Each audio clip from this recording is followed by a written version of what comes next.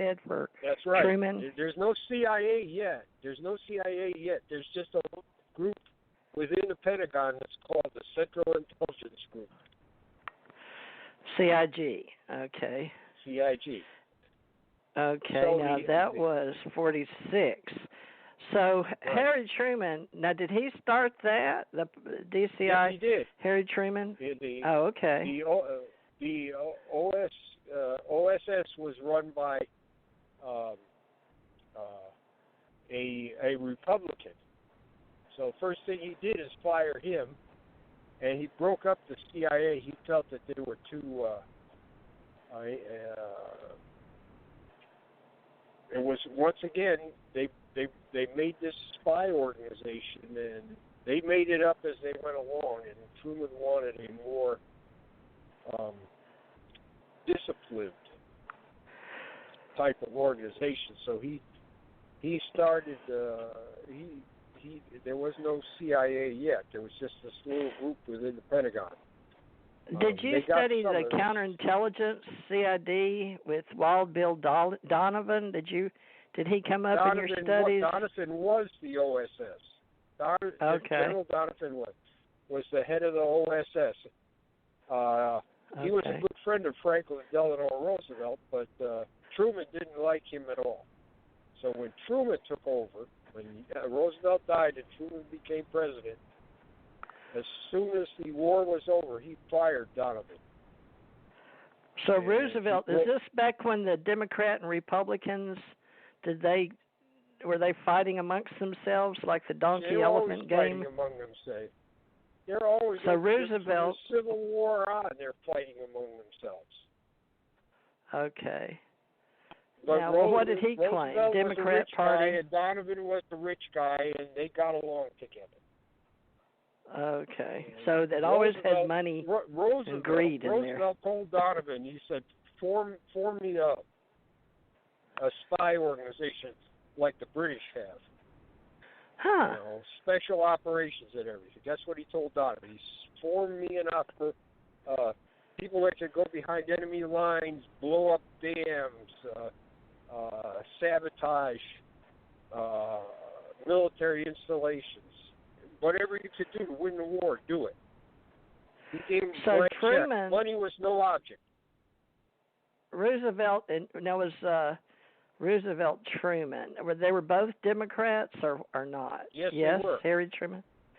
Well, did he form NATO, the Truman Doctrine thing with NATO, or not? Did he start that? He started economy, Western Europe. Eisenhower went around in Europe and sold the concept to the Europeans. Eisenhower was still a general at that time, so he sold the concept to the Europeans. Yes, it started. Was he a Truman. Republican, or was he a Democrat? No, Eisenhower didn't know what he wanted to be until he ran for president. Then he was a Republican. Okay, so they really did try to work together when it came to war, you think, with Truman? Because I find it ridiculous how torn up our country is based on, extreme left and extreme right, but I guess there has to be some kind of. Well, it's always been like that. If anybody look after the Civil War, the Republicans and the Democrats fought over what should be done in the South and everything like that after the Civil War. It was all this stuff is brutal. The type of politics that go on. It's not just now. I thought Thomas Jefferson was sort of weird because he had slaves, and they have that Thomas Jefferson family thing reunion every year, and they're mixed, all colors.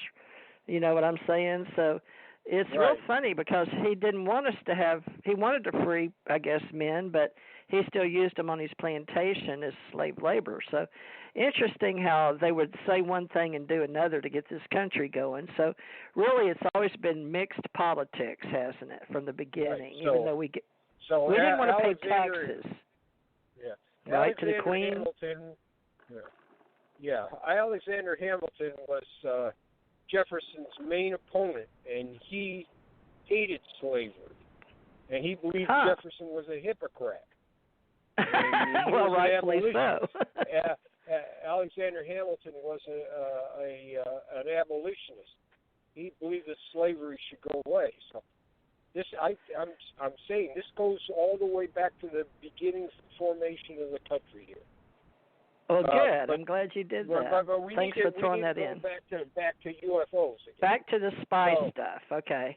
The Enigma machine and Truman and okay, back to Truman and Roosevelt, folks. Okay, so after the war, these ghost rockets are coming.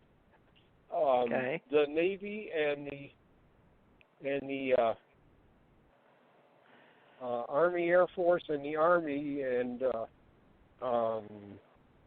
SSA, which is part of the OSI that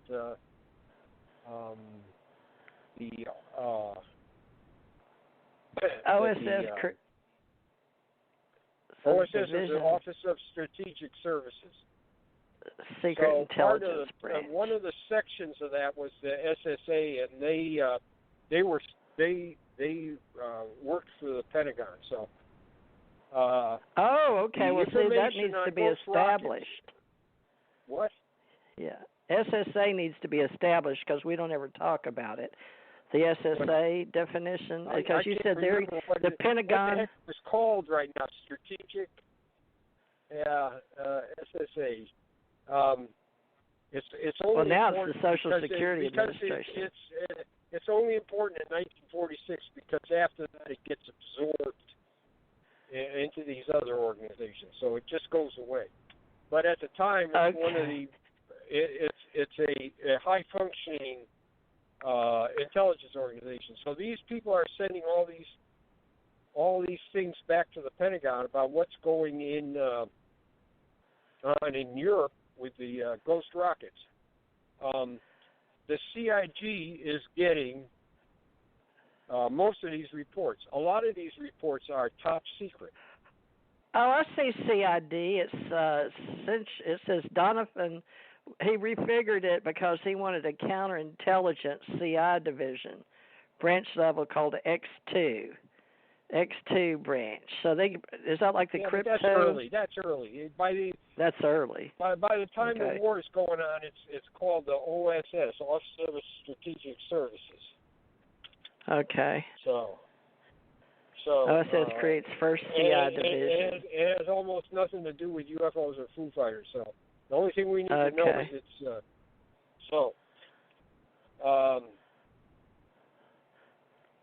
the CIG is getting top secret information from the Army, Navy, and the SSA, and the embassies around Europe also. So we have 100 of these documents. Some of them are not top secret, some of them are secret, confidential, but there's a lot of top secret documents. Now, we've asked the CIA, which came from the CIG, said, do you have these documents? No record. What's the function of the CIA? It's Central Intelligence.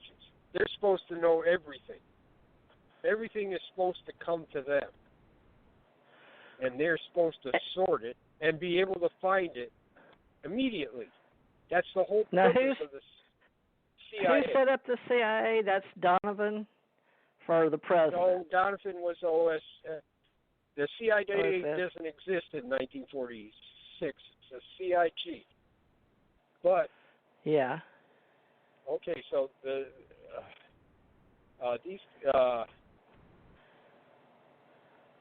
in any case, the ghost rockets start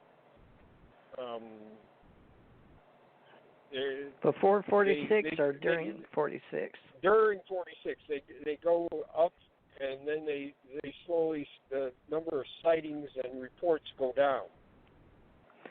Ghost rockets 46. By early 47, there's almost nothing. They're just occasional now. All right. Well, at least they're in the Wikipedia. At least ghost rockets. It does say sighted in 46 near Sweden and nearby countries. So that's what Wikipedia says. February 26, 1946, by Finnish observers. So that's, if y'all want to compare.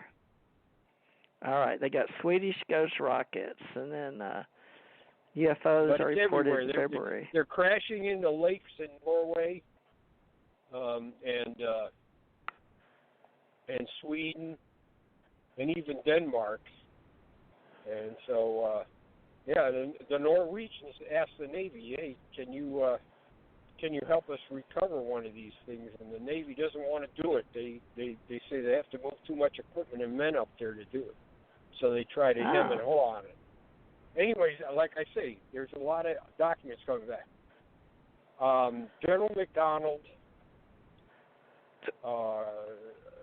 writes up a report on ghost rockets, and he sends it to the head of the Air Force, who is now no longer General Arnold, but a man named Spatz, General Spatz. So he's the head of the Army Air Force. The Air Force hasn't not split off from the Army yet. STATS? SPAATZ. Oh, goodness. It's P. Spatz, like shoes, Spatz. Right, General exactly. Spatz Museum. Okay, gotcha. So General McDonald has written him a report, a secret report for this. General Andrew Spatz, nicknamed Toohey, World War II general. Yeah, right. So, besides that, there's one guy from that was not in Europe. He was General LeMay. He was in the Pacific. He was in Japan. I've heard of him. I'd never heard of Spatz that I can recall, but I do know General LeMay. So, is it because he was? At this time, LeMay was in charge of research and development. Curtis LeMay. Yep. He was Air Force, right? He was Army Air Force at this time. And he is also getting, because he is research and development, he's getting reports from Europe also. And I found a bunch of reports in his papers, ghost rocket reports, which I hadn't found anywhere else. So, Atomic Heritage Foundation carries stuff on him. Curtis LeMay, Atomic Heritage Foundation, and of course the U.S. Air Force, because he was the chief from 61 to 65. I found his papers some of his papers at Ohio History. At Air Force Research Agency at Maxwell Air Force Base. Some of his papers are there, and that's where I found ghost rocket documents in his papers. Now he's buried in Colorado. Yeah, we should tell people about how the classification got started somewhere in this, or just a briefing on why did we classify? Who decided?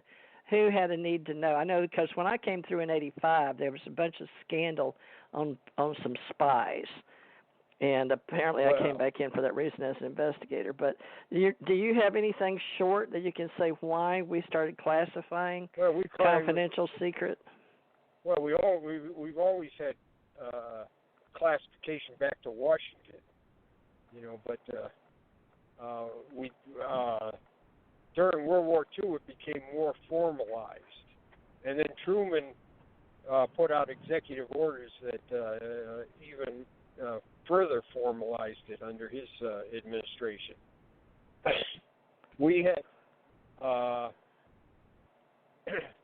essentially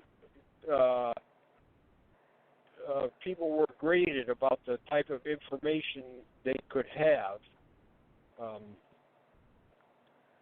Need to know was something that came into being after the war, but essentially that's what it was.